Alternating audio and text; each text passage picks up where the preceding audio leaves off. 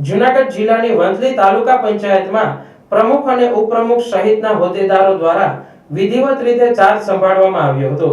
ચૂંટણીની મત ગણતરી દરમિયાન આપ અને ભાજપના ઉમેદવારોને સમાન મત મળ્યા હતા, પરંતુ બેલેટ પેપરની ચકાસણી દરમિયાન ભાજપના પક્ષે એક વધારાનો મત માન્ય ઠરતા વંથલી તાલુકા પંચાયત પર ભાજપનો કબજો થયો હતો।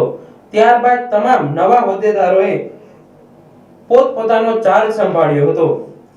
જૂનાગઢ જિલ્લાની વંથલી તાલુકા પંચાયતમાં પ્રમુખ અને ઉપપ્રમુખની વરણી વિધિવત રીતે પૂર્ણ કરવામાં આવી હતી।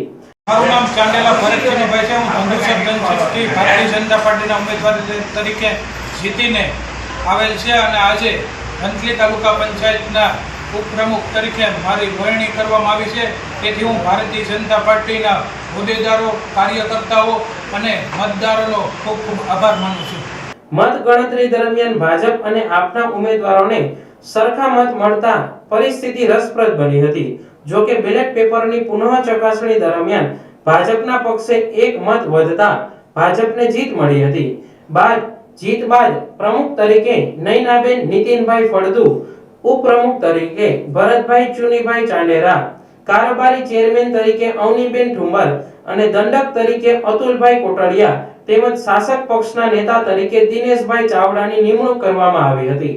વંથલી તાલુકા પંચાયતની કુલ 16 બેઠકોમાંથી ભાજપને 11 બેઠકો અને આપ પાર્ટીને 5 બેઠકો મળી હતી, જ્યારે કોંગ્રેસ પાર્ટી એક પણ બેઠક જીતવામાં નિષ્ફળ રહી હતી।